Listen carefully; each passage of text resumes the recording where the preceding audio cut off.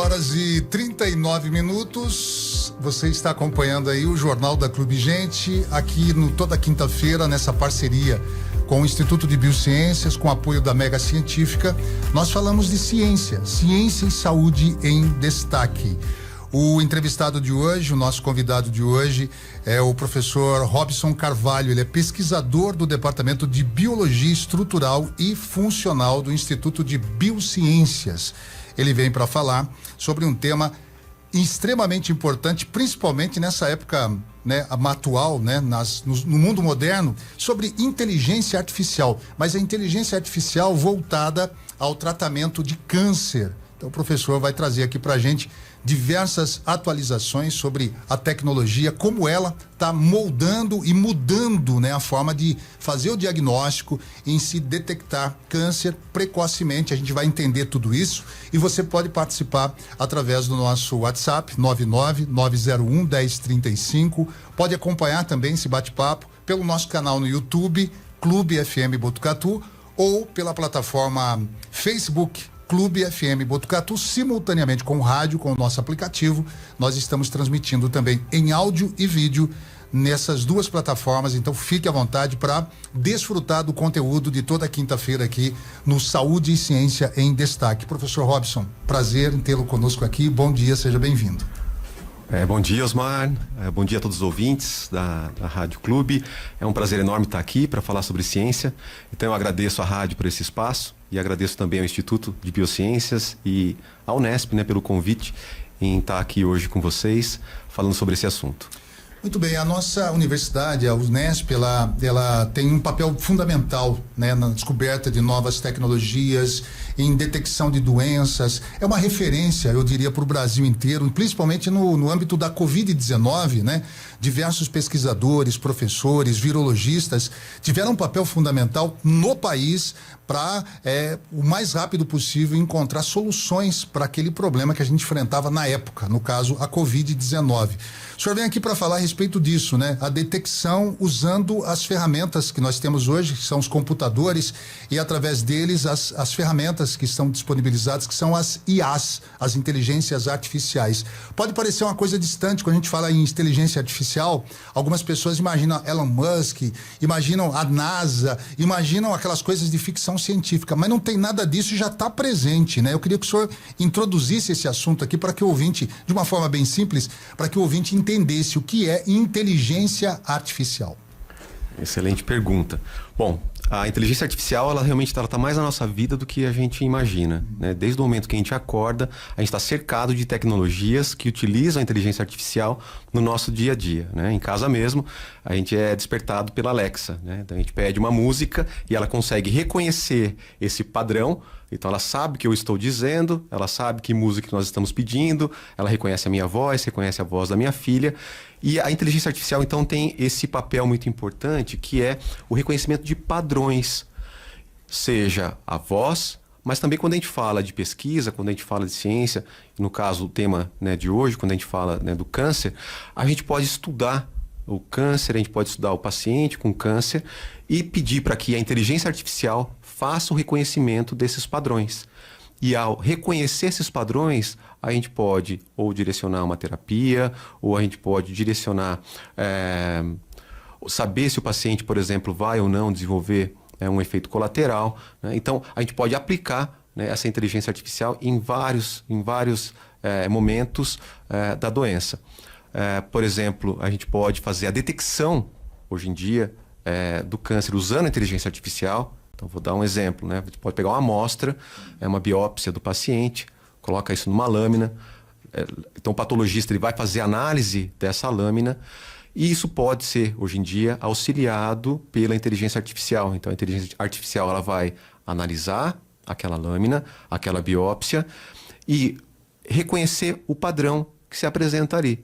E pode indicar para o médico, patologista no caso, olha, é um determinado tipo de tumor. Isso, então, pode ser uma parceria, né, da inteligência artificial já no momento do diagnóstico da doença. A universidade, Cleiton, por favor, chama o Cleiton. Cleiton? Abre o microfone, por favor. Isso. Obrigado. Tá. Nessa parceria da universidade com os cientistas, com a inteligência artificial, essas ferramentas, hoje é possível dizer, por exemplo, fazer com que o paciente possa ter um diagnóstico precoce, ou seja, você tem todos os indicadores genéticos que você vai desenvolver uma doença. Já chegamos a esse nível. Por exemplo, eu tenho lá, eu vou fazer um check-up, e nesse check-up alguns exames, alguns líquidos, alguns, enfim, são coletados, e a inteligência artificial ela pode supor que daqui a alguns anos eu possa desenvolver uma doença. Já chegamos a esse nível ou ainda não? Bom, isso já existe muita pesquisa em desenvolvimento mostrando essa possibilidade, né? Isso não é uma realidade do nosso dia a dia ainda. Quando a gente fala de Brasil, quando a gente fala aqui, mesmo em Botucatu, que é um centro de referência na medicina, né? A gente não consegue, mas a gente está muito próximo disso. Eu acredito que é questão de tempo para que o diagnóstico muito precoce da doença aconteça dessa forma, ou seja, usando a inteligência artificial, né? Mas aí você tinha me perguntado, né, o que é a inteligência artificial, né? Então, a inteligência artificial, na verdade, é você utilizar softwares e usar computadores para reconhecimentos de padrões, como eu comentei aqui, por exemplo, da Alexa, né? Então, você utiliza, né, essa tecnologia que vai olhar para aquele dado que você fornece e vai tentar reconhecer padrões. Na verdade, quando a gente trabalha de pesquisa, a gente trabalha bastante com isso, né? Reconhecimento de padrão, né? Então, eu quero olhar para um dado molecular, né, que são os dados que a gente obtém a partir das amostras que a gente analisa ou das células que a gente analisa. E as análises que a gente realiza, né, ela fornece muitos dados. E esses dados, então, podem ser analisados, podem ser interpretados utilizando a inteligência artificial. Na época da Covid, você tinha comentado, por exemplo, né, a gente analisava amostras, né, de pulmão de pacientes com Covid-19. A gente conseguia separar células de pacientes com a Covid-19 e olhar para as células individuais, ou seja, célula por célula, e determinar as características daquelas células, quais eram os componentes que formavam cada uma daquelas células. E aí a gente faz uma comparação, né? A gente compara uma célula de um paciente doente com um paciente saudável. E essa comparação que a gente faz, usando aí a inteligência artificial, ela vai dar alguns indicativos de quais componentes no interior da célula estão comprometidos. E isso, então, permitiu que a gente entendesse um pouco mais a doença. Então, a gente teve condições de analisar mais profundamente as células desses pacientes que estavam afetados pela Covid-19 e dar alguns direcionamentos, inclusive, para tratamentos, né? Mas, quando a gente fala de inteligência artificial, né, ela nos auxiliou também para entender um pouco mais o vírus, o comportamento do vírus, a constituição do próprio vírus, né? E isso permitiu que, inclusive, o desenvolvimento das vacinas, né, que ajudaram tantas pessoas no mundo todo, né? Então, é uma tecnologia super presente no nosso dia a dia. E como ela está presente no dia a dia, não é diferente na pesquisa. Então, muito do que a gente faz na pesquisa está junto com essa tecnologia que nos acompanha no dia a dia. No futuro, não tão distante assim, seria possível, como eu sugeri aqui, a inteligência artificial detectar precocemente algum tipo de patologia que pode ser evitável, por exemplo? Sim, como eu comentei. Existem estudos, né? Não é assim... Porque a gente pode atuar em várias áreas, não é a área principal que eu atuo, né? Na pesquisa aqui na Unesp, mas eu já li alguns artigos que mostram isso, que levam para esse caminho, né? Então você consegue detectar moléculas, 1, 2 moléculas, muito tempo antes do que seria o desenvolvimento natural, porque normalmente o que acontece, o paciente ele começa a apresentar alguns sintomas e em alguns casos, né, ele já está num estágio mais avançado da doença, onde ela é mais facilmente perceptível, né? E aí, quanto mais cedo for possível o diagnóstico, maiores as chances, né, de tratamento. Professor, câncer e dados clínicos transcriptômicos, o que é isso? Explica pra gente aqui. É um nome complexo, né? Não faz muito parte do nosso dia a dia. Mas vamos lá. Dados clínicos são todas aquelas informações que a gente consegue obter do paciente quando ele vai para o hospital, quando ele vai para uma consulta, né? Tá. E desde a pesquisa que o médico faz ali das perguntas, até um exame mais apurado. Isso, até outros exames que ele faz. E então, assim, o que acontece? A gente pode aproveitar esses dados clínicos para entender, para estudar as doenças, né? Então, toda aquela anamnese, toda aquela pesquisa que o médico faz, né? Quando o paciente vai para uma consulta, aquilo é um dado riquíssimo quando a gente trabalha com pesquisa, né? Então, isso são os dados clínicos do paciente, são os dados que você obtém, né? Estudando, né, o paciente. O que são os dados ômicos ou transcriptômicos? Aí já é um nome um pouco mais complexo, né? Da impressão de filme de ficção. Mas vamos simplificar um pouco isso, né? Então vamos pegar uma célula como exemplo, né? A célula ela é formada por vários componentes, tá? E a gente pode, primeiro, descrever quais são esses componentes que formam uma célula e, segundo, quantificar cada um desses componentes, tá? Existem várias classes de componentes. Um deles é o que a gente chama de RNA, né? Então, o dado transcriptômico, né, nada mais é do que uma faixa de componentes que a gente tem dentro da célula que dá alguns indicativos do que o que a célula está fazendo, como ela está se comportando, como que ela está se comunicando com outras células. Como a máquina está trabalhando. Como a máquina está trabalhando. Eu acho que esse exemplo é um exemplo muito bom. Então, você quantifica os componentes que estão ali e, a partir dessa quantificação e dessa análise, você consegue determinar como a célula funciona. Ou como ela não está funcionando muito bem. Sim, está falhando em alguns setores. Então, se a gente fizesse uma comparação com o carro, né? Você precisa levar o carro para o mecânico, ele vai fazer uma investigação ali para saber que componente do carro não está funcionando muito bem. A bomba d'água deu problema então está aquecendo o veículo. Exato. E o que a gente faz com essas análises, né? Que vai indicar se a bomba d'água ali da célula, como exemplo, né, não está funcionando muito bem. E aí, então, é interessante, porque a gente pode fazer isso em diversas condições, né, em diversas doenças. E aí, então, com isso, a gente pode saber, aqui são os componentes da célula que estão prejudicados, né? E essa análise, ela pode direcionar várias questões, né? Que droga que pode tentar reverter isso, né? Você vai para o mecânico, você vai trocar a bomba d'água. Sim, qual marca eu vou usar? Exatamente. Então, esses dados, na verdade, assim, existem vários dados que a gente chama de dados ômicos, né? Então, a gente pode analisar vários componentes dentro da célula. É o DNA, o RNA, as proteínas, e cada isso formam camadas de diversos componentes, e existem tecnologias que conseguem olhar para aquilo e mapear tudo aquilo, né? Então, os dados ômicos que a gente explora, né, aqui na universidade, eles nos dão esses indícios, né? Olha, vamos olhar para esses componentes e saber como é que está o comportamento deles nessa condição.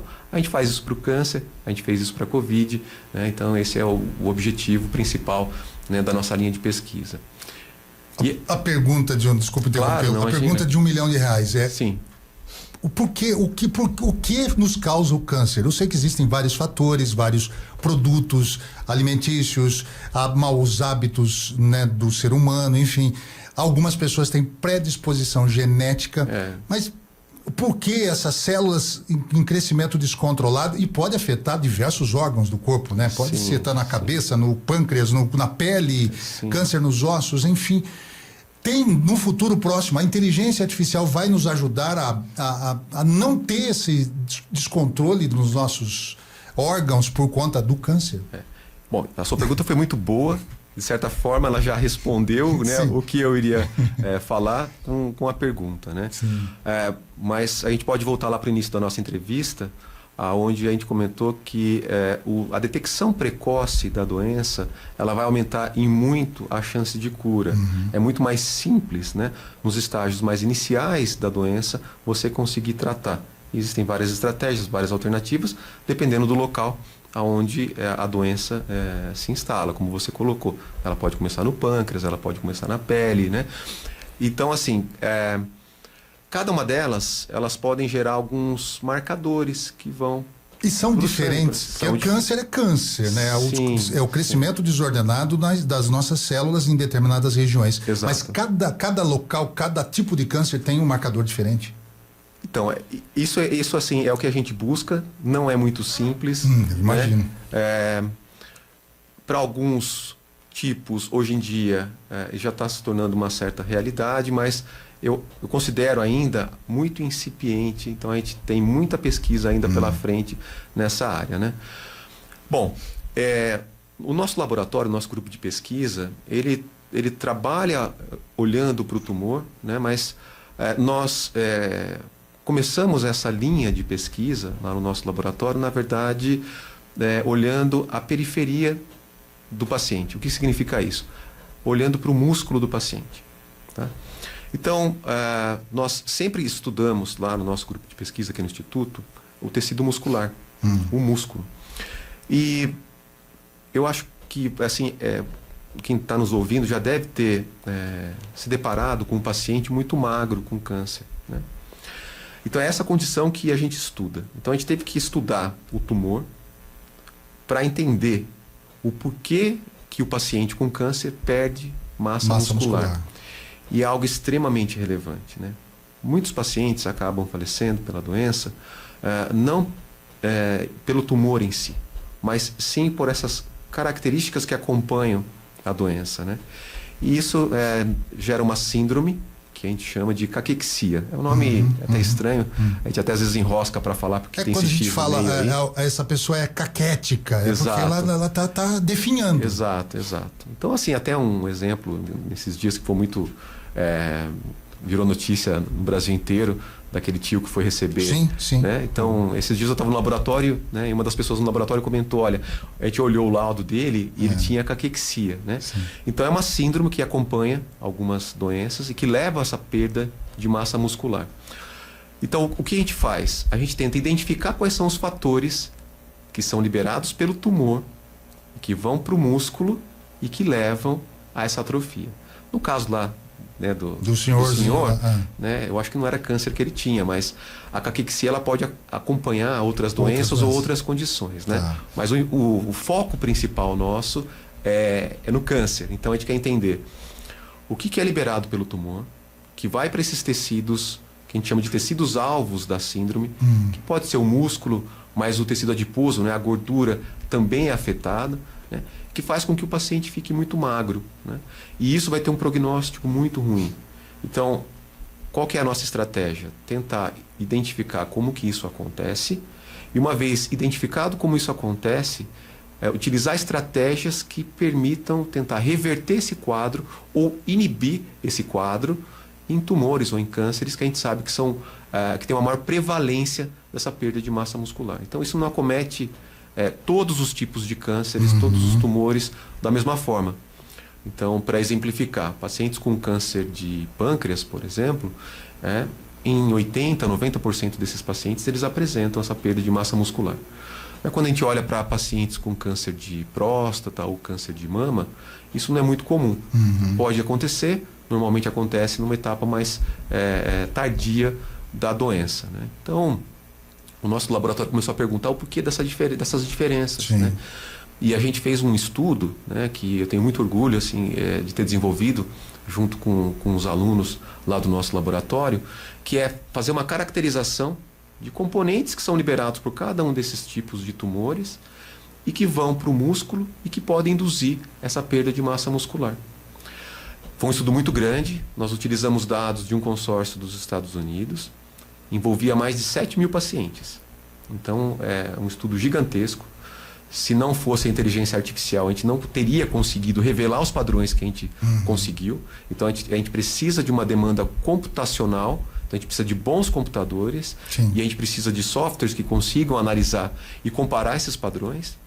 E ao comparar esses padrões, a gente percebeu que, por exemplo, o câncer de pâncreas, que induz muito essa perda de massa muscular, a gente caracterizou que muitas moléculas são liberadas por esses tumores no pâncreas, né?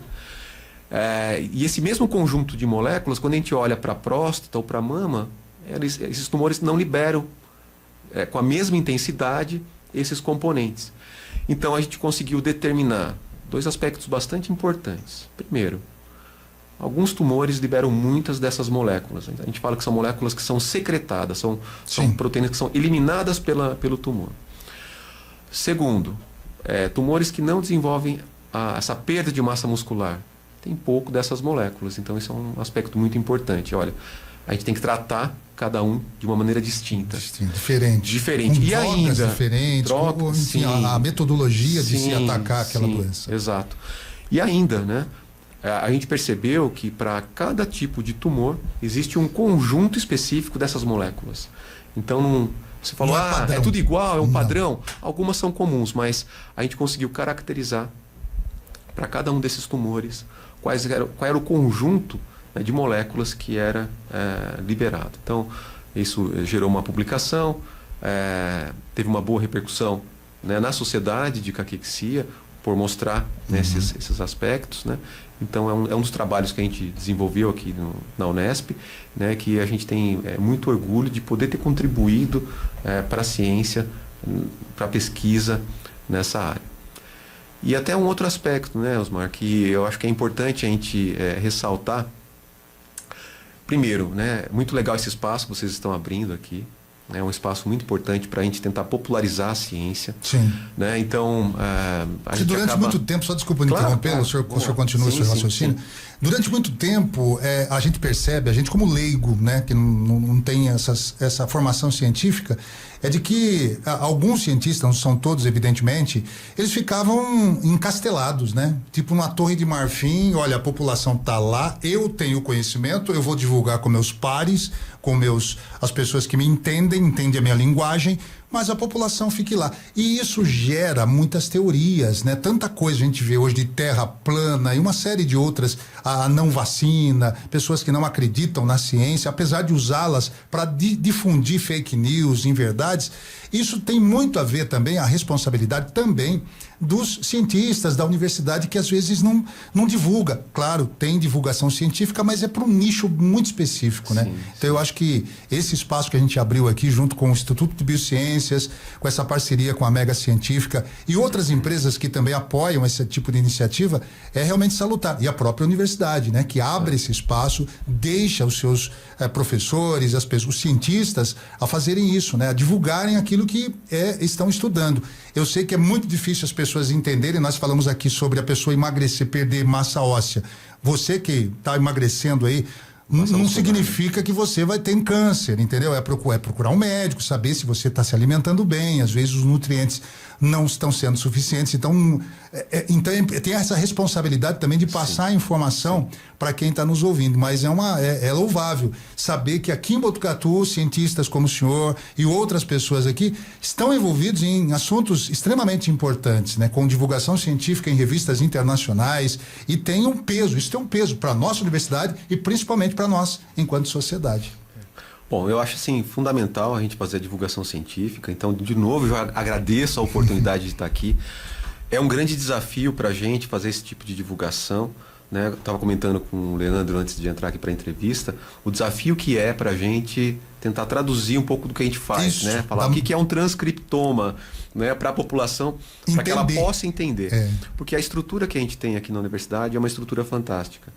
A gente fala bastante dos hospitais, né? Então, o hospital veterinário, né? A gente tem a Faculdade de Medicina, que são, assim, é inegável, a gente sabe a importância para a cidade, mas a gente tem que ter muito orgulho também da estrutura que existe para pesquisa dentro dessa nossa universidade. A semana passada eu estava dando aula para o curso de Ciências Biomédicas, eram os alunos do primeiro ano, e eu estava comentando isso com eles, né? Eu não consigo mensurar em valores, por exemplo, a estrutura física dos equipamentos todos que a gente tem dentro da universidade, equipamentos de última geração, né? É imensurável também as pessoas que estão trabalhando ali, né? Muitos com uma formação incrível e que permitem com que essa estrutura funcione. Então a gente tem os alunos de graduação, os alunos de pós-graduação, né? Pós-doutorandos, então pesquisadores. É uma estrutura incrível que a gente tem, que faz pesquisa de ponta, não só aqui para o Brasil, mas para o exterior, né? Então a gente tem muitos pesquisadores que são reconhecidos internacionalmente. Então eu tenho muito orgulho de, como botucatuense, né, de saber que a gente tem uma Unesp com toda a estrutura que a Unesp possui. Então, assim, como filho da cidade Sim. e filho da instituição, né, para mim, assim, é um motivo de orgulho gigantesco saber que a gente tem uma Unesp aqui em Botucatu, fazendo tudo que a Unesp faz e transformando a vida de tantas pessoas, né, em diversos aspectos, né, não só na áreas, formação, né? no cuidado, né, então a gente tem, né, de novo, muito orgulho, é uma alegria imensa a gente ter toda essa estrutura aqui. E até assim, para mim é uma nostalgia estar aqui também. Eu estava presente aqui na Clube. Eu tinha 10 anos de idade, em 89, quando foi inaugurada. Eu vi com um amigo de bicicleta aqui, né? Eu vim buscar um adesivinho aqui da Clube na época que vocês estavam distribuindo. Então, a hora que eu cheguei e vi a placa, assim, foi um momento bastante nostálgico. Estava com o Guilherme, que é um amigo, até hoje nós somos grandes amigos. Eu estava com ele aqui, a gente entrou, a gente ficou doido de ver essa estrutura, né? Pois é. Que amedronta um pouco o pesquisador quando vem falar de ciência, né? Porque fora do seu ambiente. É fora do né? nosso ambiente, então assim... e é bonito de ver a forma como vocês, né, tratam com tanta naturalidade a comunicação aqui. Então. É como dirigir, né? Acho que o senhor também deve ser a questão de lidar com os equipamentos, enfim, com a inteligência artificial, os computadores. Para nós é a mesma coisa. É como dirigir, a gente nem pensa mais. Já vai abrindo o microfone, vai fazendo as coisas, né? Nós estamos conversando aqui com o professor Robson Carvalho, que é pesquisador do Departamento de Biologia Estrutural e Funcional do Instituto de Biociências. O assunto de hoje é células e a inteligência artificial, os avanços tecnológicos na pesquisa do câncer. A gente vai voltar daqui a pouquinho falando com ele ainda, nós vamos para uma passagem comercial e vamos ainda discutir muitos assuntos envolvendo a inteligência artificial e tudo que envolve a pesquisa que é feita aqui em Botucatu. O professor Robson tem orgulho de ser um botucatuense e está devolvendo à sociedade aquilo que ele aprendeu aqui na universidade e devolve de uma maneira incrível, não só para o botucatuense, mas para o mundo todo, através da ciência, através da pesquisa e de descoberta, quem sabe, de novos métodos para identificar precocemente, principalmente essa doença que mata muito, o câncer, e que até hoje a ciência ainda não descobriu uma cura definitiva. Dá para tratar, alguns cânceres são remissivos, eles voltam a um estágio onde a pessoa pode levar uma vida normal, outros, porém, são muito mais agressivos, e é essa pesquisa, é esse estudo que a inteligência artificial contribui. E daqui a pouquinho também, o Osmar, doutor, também a gente vai colocar algumas perguntas dos ouvintes que já mandaram pra gente aqui através do nosso WhatsApp 999011035 para você poder participar aqui desse bate-papo incrível no Saúde e Ciência em Destaque. Estamos apresentando o Jornal da Clube Gente. O Grupo Berimbau, que é composto pela Autopeças Berimbau, com as melhores ofertas em peças para todos os tipos de veículos, e pelos autopostos Avenida, Eldorado Botucatu, Berimbau, Berimbau Dante e Autoposto Cuesta, com combustíveis da mais alta qualidade, tem uma tradição de mais de 45 anos de bons serviços prestados, colaborando sempre com o crescimento e progresso de Botucatu. Profissionais altamente qualificados estão à sua espera para um atendimento personalizado. Berimbau Peças e Postos. Qualidade em atendimento é a nossa marca. A falta de dentes te deixa com vergonha de sorrir? Então seu problema acabou. Aqui na Oral Unique somos referência em implantes no Brasil e reconhecidos por nossa excelência e qualidade do início ao fim do seu tratamento. Você pode ter dentes fixos novamente e merece uma clínica premium e os melhores especialistas. Aproveite. Agende agora o seu horário no 3440-2410 ou mande mensagem para 997860603. Oral Unique, você pode e merece o melhor. Rua João Passos, 636 no centro, em Botucatu. Diretor clínico, Dr. Nicolas Balan, CRO São Paulo, 98939. São 9h10 e na Stock Car você vai equipar o seu carro nacional ou importado com o que há de melhor e mais moderno em acessórios e equipamentos para deixar o seu carro mais seguro e confortáveis. Sensores de estacionamento, centrais multimídia, alarmes, também travas elétricas, capota marítima e kit trava, caçamba para quem tem picapes, baterias, lâmpadas de faróis e lanternas, inclusive as lâmpadas de LED você encontra lá na Stock Car, que utiliza os mais modernos equipamentos de diagnóstico para todos os tipos de veículos. Na Stock Car você vai ser atendido aí pelo Edu, pela Rosângela, toda a equipe da Stock Car. Fica na rua João Cândido Vilas Boas, 1349, atrás do Supermercado Central, loja 3. Entre em contato, o telefone é o 3813-2140, WhatsApp 99616-3045. Também você pode tirar as dúvidas através do Facebook Autoelétrica Stock Car. Você já conhece a Mega Científica? Empresa que é referência quando o assunto é produtos laboratoriais e hospitalares. Uma equipe experiente e atenciosa, pronta para equipar o seu consultório médico, laboratório ou para atender demandas veterinárias. Mega Científica, há mais de 25 anos conectando ciência e saúde. Avenida Deputado Dante Delmanto, 1470. Entre em contato 38820908. Conheça mais sobre os produtos através do site megacientifica.com.br. A Clube FM apresenta Saúde e Ciência em Destaque. Oferecimento Mega Científica, produtos laboratoriais e hospitalares. Ligue 38820908.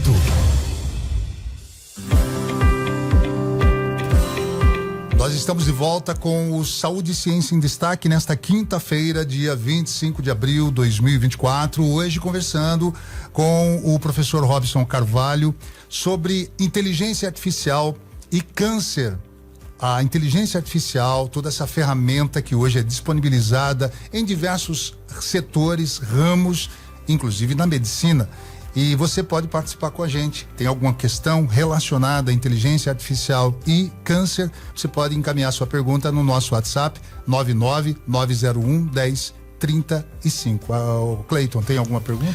Várias, viu, Osmar? A gente tá aqui dando uma filtrada nas perguntas aqui, muita gente participando da nossa programação. E o WhatsApp da Clube, mais uma vez, para você quiser participar, é o 999011035. O Amarildo da Coab 3 está perguntando pro doutor aqui se existe câncer no coração. Ele falou que ele nunca ouviu falar de câncer no coração e queria saber se existe esse tipo de câncer, doutor. Tá, excelente pergunta. É interessante que esses dias eu acompanho bastante o Dr. Ricardo Ferreira, um cardiologista aqui de Botucatu. Ele faz essa questão da divulgação científica muito bem na área de cardiologia, e esses dias foi uma das perguntas que mandaram lá para ele, né? Então eu vou aproveitar a resposta dele e vou responder o ouvinte. Embora extremamente raro, sim, eles podem, ele pode acontecer. Então, existem alguns tumores, né, que podem se originar no coração. Tá? Então, embora extremamente raros, sim, eles podem acontecer. A nossa ouvinte, a Terezinha, também ligou pra gente aqui, parabenizando pela excelente entrevista que o Osmar tá conduzindo ali em relação a esse assunto tão importante. A Maria Alice de Arruda, ela disse que teve câncer, se curou e está agradecendo aqui a todos os profissionais da Unesp de Botucatu que a atenderam. Parabéns aí a Maria Alice de Arruda, nosso ouvinte, que teve câncer, se curou e está ouvindo aí o Jornal da Clube Gente na manhã de hoje conosco aqui. E o Paulo Roberto Rossi, doutor, está perguntando da importância do Hospital Amaral Carvalho para a região de Botucatu em relação ao câncer. Ele disse que nos ligou também, falando que já frequentou aí o Hospital Amaral Carvalho e ressaltou sobre a estrutura em relação ao câncer. Ele gostaria que você citasse um pouco da importância desse relevante hospital para nossa região, doutor. Excelente pergunta e colocação, né? Na verdade, a gente tem vários centros no estado de São Paulo. Nós somos muito privilegiados, né? Com vários hospitais que focam para o tratamento do câncer, mas não só isso, né? Essas grandes instituições, muitas delas têm associado também a pesquisa, né? Tentando trazer inovações, né, para o tratamento, para o diagnóstico dessa doença. Então, ela citou Amaral Carvalho, é uma dessas instituições que a gente tem, né, no estado de São Paulo, né, inclusive com muitos colaboradores da Unesp aqui de Botucatu. Então, se a gente olha para a estrutura, né, do nosso estado, né, não tem sem dúvida que é uma das melhores, né, do Brasil e inclusive na nossa região, né, não só para o tratamento, mas também para a pesquisa nessa área. E a nossa ouvinte, a Eliana, ela está desejando um bom dia a todos. Ela está ouvindo a nossa entrevista e ela ficou pensando que a mãe dela, ela hoje está com 86 anos e de uns 3 anos para cá ela vem perdendo peso, está muito magrinha e ela era uma pessoa forte e hoje ela está muito magra, perdeu mais de 40 quilos. mas fez vários exames e nada constou. Ela gostaria de saber por que ela anda perdendo peso mesmo comendo. Ela não sabe mais qual médico procurar. A nossa ouvinte, a Eliana. Tá aí, Cleiton. Tá aí uma questão, né, que a gente acabou de orientar as pessoas. Nem sempre a perda de peso está associada ao câncer, mas a gente gostaria de ouvir. O ideal era procurar um médico, né? Com certeza. Um clínico para saber exatamente. Com certeza. Mas qual a visão do senhor aí nesse sentido aí, na questão da caquexia? Sim. Bom, primeiro assim, recomendação. Procure um médico, né? Então, se tem alguma questão que preocupa, não encontrou uma causa ainda, mas é interessante continuar essa investigação para entender o que pode estar acontecendo. Mas tem um aspecto que a gente pode conversar também sobre isso, que é um outro ponto que a gente também estuda lá no nosso laboratório, que é a perda de massa muscular que acomete indivíduos mais idosos. Né? É normal. O que é normal, né? Então, alguns indivíduos apresentam o que a gente chama de sarcopenia. Né? Então, é a perda muscular decorrente da idade. Não são todos os indivíduos idosos que apresentam isso, né? Mas é uma condição que também pode prejudicar o indivíduo que apresenta, né? Ele pode cair, pode sofrer fraturas, né? Então é sempre bastante importante a gente ficar atento para essas questões, né? Analisar com bastante calma, mas sim, sempre, claro, buscando um profissional. Muito bem, o professor Robson Carvalho está falando sobre inteligência artificial e câncer, a descoberta de novas metodologias. Agora, eu sei que o volume de dados, quando você insere uma biópsia, por exemplo, num equipamento desse, detecta lá vários marcadores e tal, o volume de dados é gigantesco. Então, como a inteligência artificial lida com isso e como lidar com todos esses dados e interpretar cada um deles, separar aquilo que é válido para pesquisa ou não, professor? Bom, na verdade, assim, quando a gente trabalha com esse grande volume de dados, o pessoal sempre pergunta assim, qual que é a melhor quantidade de dados para vocês aí no laboratório poderem realizar esse tipo de análise? A nossa resposta sempre é, quanto mais dados, melhor, né? Quando a gente está buscando um padrão, né, quanto mais dados você insere para esses algoritmos que a gente utiliza, né, fica mais simples para ele buscar esses padrões, né? É diferente de você, por exemplo, fazer uma análise com 3, 4, 5 componentes ou fazer análises, por exemplo, com 1 milhão de componentes, né? Então é claro que são estudos que demandam capacidade computacional. A gente precisa de excelentes computadores. A gente tem excelentes computadores aqui na universidade, mas eventualmente mesmo esses computadores que a gente tem aqui, eles não são suficientes. Não dão conta. Então a gente busca alternativas.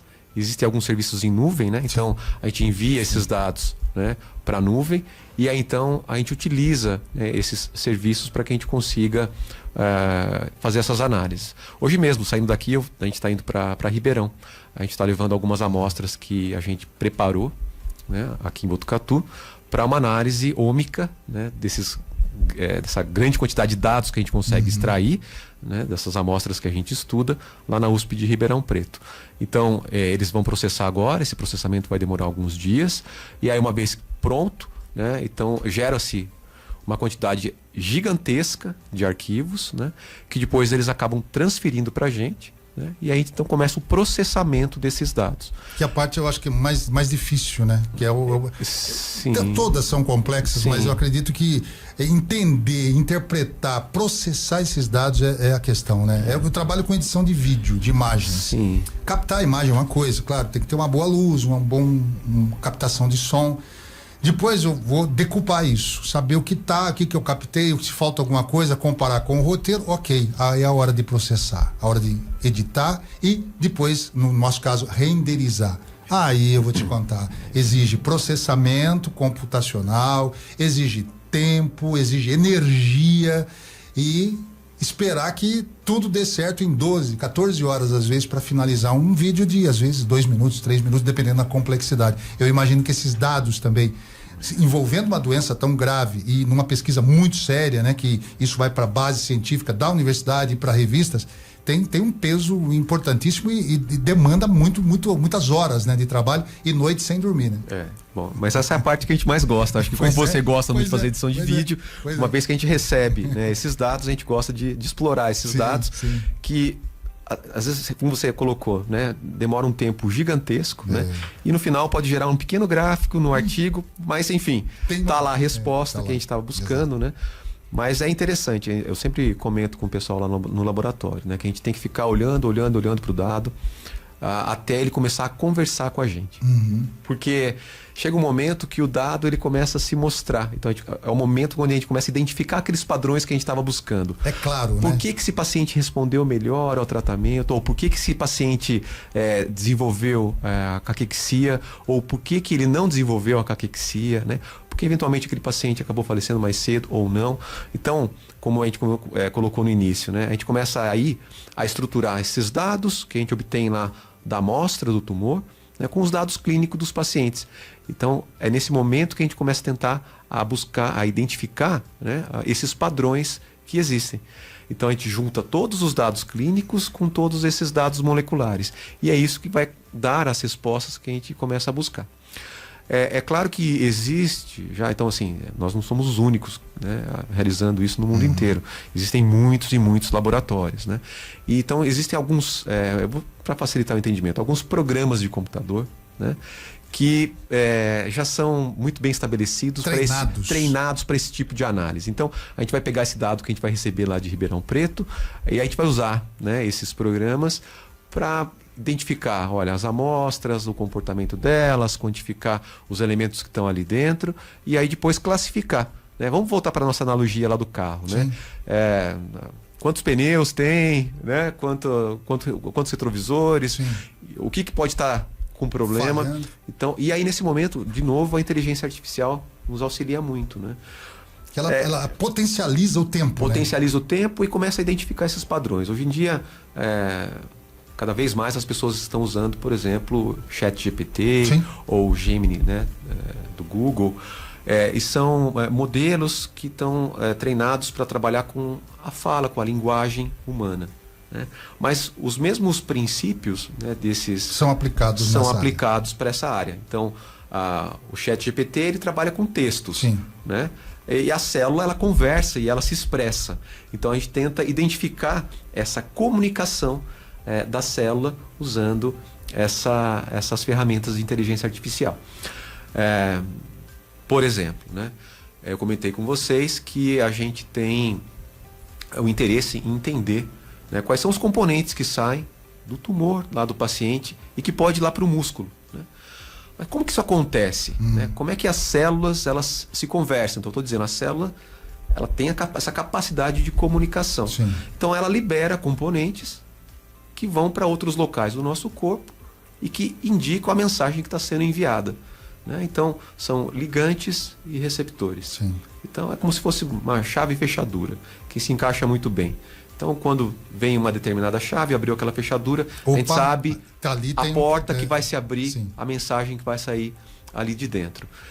Então, usando a inteligência artificial, a gente consegue estabelecer esses parâmetros. Então, a gente consegue, primeiro, determinar quais são as mensagens que a célula está enviando, quais são as mensagens que as outras células estão recebendo. E a gente estabelece essa comunicação. Existem diferenças, por exemplo, o câncer, são diversos tipos de câncer que acometem diversos tipos de pessoas, só que no mesmo tipo de câncer, por exemplo, vamos citar aqui o câncer de pâncreas. Num indivíduo, ele pode desencadear, liberar essas mensagens aos músculos.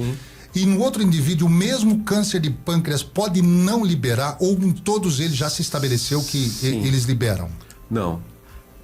Como você colocou, existem características individuais. Então a gente faz essa caracterização também. E o futuro da medicina, ele vai caminhar para isso. É o que a gente chama de medicina de precisão.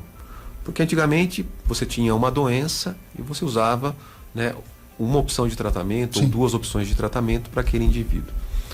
Com essas tecnologias, onde a gente consegue quantificar uma quantidade muito grande de dados do paciente, pode ser o dado clínico, mas também pode ser o dado que a gente obtém lá a partir do tumor, a gente tem a capacidade de direcionar alguns tratamentos.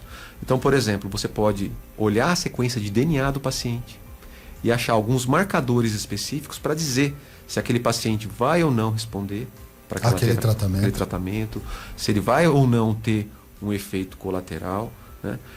E aí, de novo, quanto mais informações você tiver, melhor. Isso está acessível? É muito distante da nossa realidade, inclusive quando a gente fala do Sistema Único de Saúde. É muito caro, né? É muito caro muito isso. Caro. Mas existem instituições, né, no exterior principalmente, onde já tem aplicado isso no dia a dia.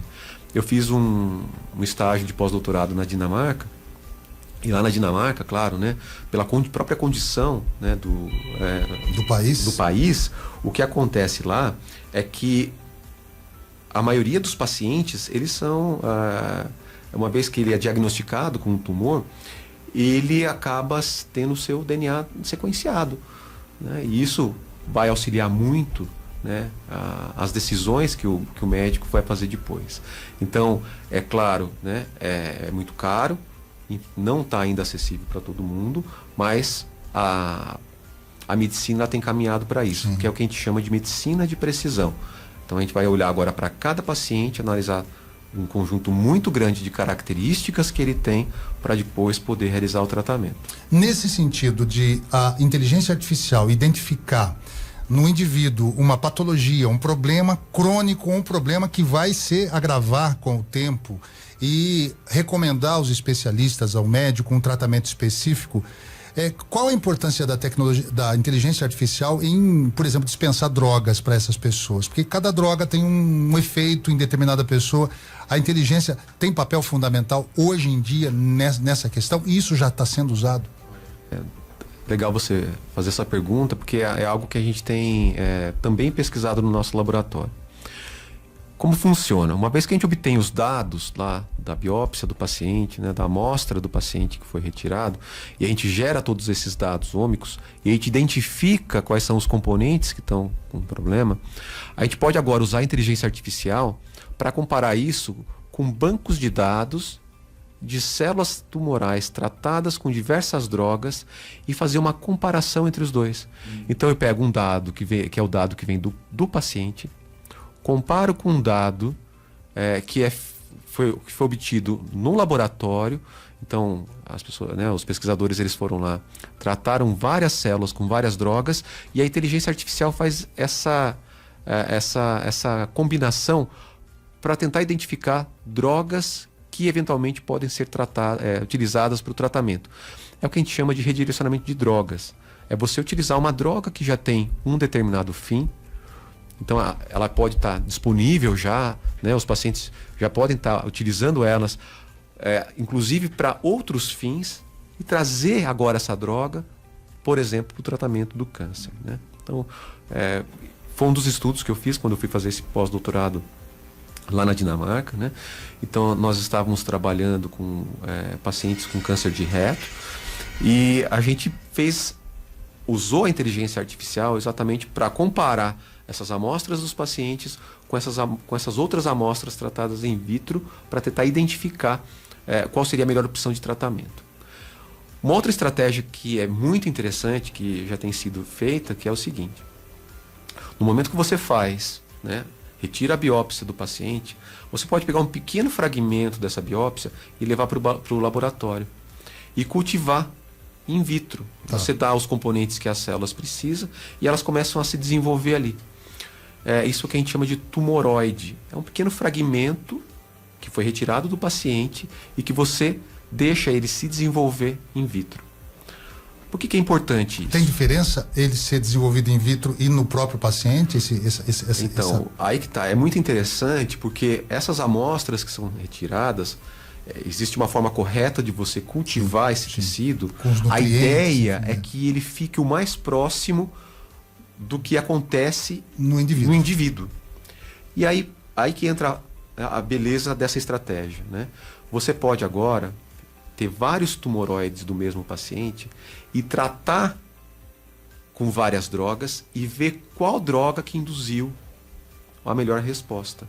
Antes de aplicar no paciente.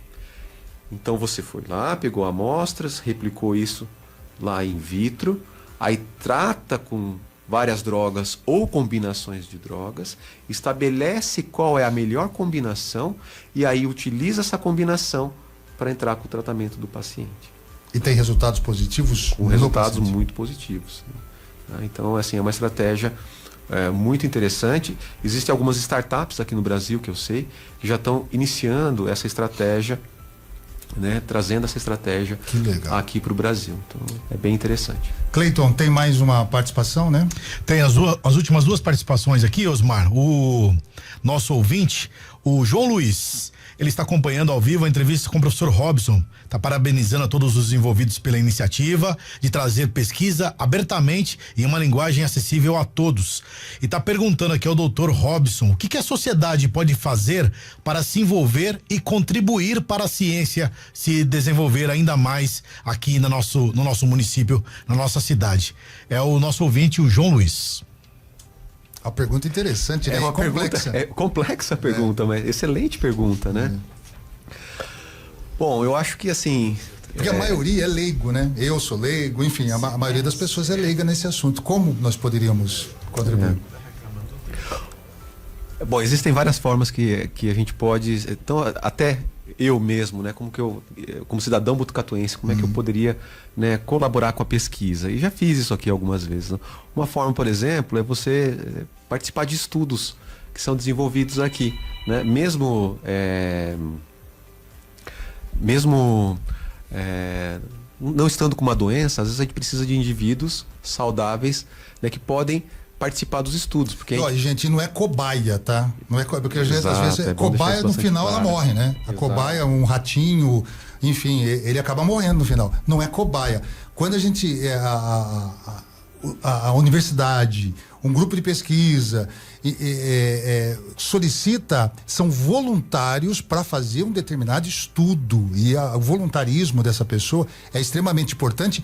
Lembrando que tudo que é feito nesse setor é extremamente seguro, não existe risco, né, para a pessoa desenvolver uma doença, algo do tipo. Então, é tudo seguro. Então, não vai confundir. Tem gente que fala, eu vou ser cobaia de um estudo. Não, você vai se apresentar como voluntário para ajudar a contribuir, né, só para reforçar isso que o senhor estava falando aí. Exato. Bom, no exterior é muito comum você ter doações de grandes empresários para pesquisa. Sim. Né? Então, a pessoa vai, né? Eu estava um tempo nos Estados Unidos e eu lembro que o pesquisador sempre avisava a gente lá, né, no laboratório, olha, a gente vai receber amanhã uma família que tem uma herança ou uma fortuna e quer investir um dinheiro forte dentro da pesquisa, né? Aqui não pode fazer isso? Pode, com certeza pode, existe essa possibilidade também e é uma alternativa, inclusive, né? Então seria uma outra estratégia. Uma outra coisa que a gente tem pensado, né, em tentar organizar no futuro aí próximo, por exemplo, organizar uma corrida de rua com os fundos que são levantados, né, pelo evento para financiar bolsa para estudantes ou até mesmo fundos para compra de ou de reagentes ou de material que a gente precise para pesquisa, né? Eu acho que assim a rádio está fazendo um papel bastante importante também, né, de estar abrindo esse espaço, né, e que a gente possa divulgar a pesquisa, o que é feito aqui em Botucatu. Então, enfim, dessa forma que a gente, né, pode contribuir. Que a gente pode contribuir. Tem mais uma pergunta, Cleiton? Último áudio agora é o nosso ouvinte, o Carlos. Vamos lá. Bom dia, Haroldo. Bom dia, Osmar. Aqui é o Carlos. E bom dia aos doutores, né, que aí estão. Gostaria de saber se é mito ou é verdade, se todos nós temos a célula do câncer. E se ela, através de algum momento de estresse ou preocupação muito intensa, ela pode se desenvolver de verdade mesmo. Eu ouço muito isso. E também querendo saber como que está as tratativas sobre, né, a possibilidade de uma construção do Hospital do Câncer, né, ali no complexo da Unesp. Deus abençoe vocês, tenham um bom dia. Um bom dia ao nosso ouvinte aí. E ele fez uma pergunta interessante que circula, né, na sociedade, de que todos nós podemos desenvolver o câncer. Eu acho que, como ser humano, é complexo que somos, um composto biológico, enfim, com vários componentes. Eu acho que está presente em todos nós eu não diria célula, porque o câncer, na verdade, é o crescimento desordenado das células. que de mito que tem de verdade nisso aí? É assim, ó, vamos pensar pelo lado positivo desse aspecto, né? O nosso corpo, ele é de uma perfeição incrível.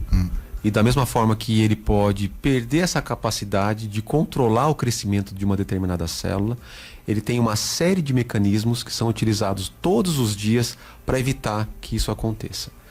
Então, ao mesmo tempo que existe essa possibilidade de desenvolver um tumor, a gente tem que confiar muito na estrutura que nos foi dado, né, que é o corpo que a gente tem, da capacidade que ele tem de monitorar as nossas células e de eliminar células que eventualmente se diferenciem de um comportamento normal que a gente espera de uma célula. Então, respondendo à pergunta dele, sim, sempre existe a possibilidade mas vamos pensar que, na verdade, o nosso corpo tem uma capacidade incrível de combater essa questão. E cada indivíduo é um indivíduo único e uma coisa que pode acometer uma pessoa pode não me acometer. Um estresse, por exemplo, pode desencadear numa pessoa uma patologia, noutra não. Ela lida melhor porque nosso corpo é complexo, praticamente um universo dentro de nós, né? Como poeira de estrelas que somos, nós temos a capacidade de regeneração, de recuperação. Tem gente na literatura, na própria ciência, tem dados aí interessantíssimos, né? Mas, professor, o assunto é extremamente interessante, gosto muito, sabe, e saber que em Botucatu o senhor com a sua equipe e tem um departamento específico para usar essas ferramentas, porque a gente fala em inteligência artificial. Para muita gente que está nos ouvindo agora, o que é inteligência artificial? São dados que a gente ensina a máquina, é machine learning, eu aprendi dessa forma, hoje é inteligência artificial, que vão nos auxiliar, como o professor Robson disse aqui no início. A Alexia é um exemplo disso. A própria Netflix e outras plataformas que estudam o seu comportamento. O que você gosta de assistir? O que você gosta de ver? No próprio YouTube, que tipo de vídeo você consome? Ali tem um algoritmo, uma inteligência artificial que vai entender, olha, ele gosta disso e começa a te entregar cada vez mais disso. Na medicina é a mesma coisa, só que na medicina, por ser mais complexo tudo, os dados são gigantescos, os equipamentos para entender isso também são complexos, precisa-se de cientistas e pessoas capacitadas para interpretar esses dados, para que depois possa chegar às pessoas. É como na Fórmula 1. Nem tudo que está usando num carro de Fórmula 1 vai chegar para o carro nosso, do dia a dia aqui.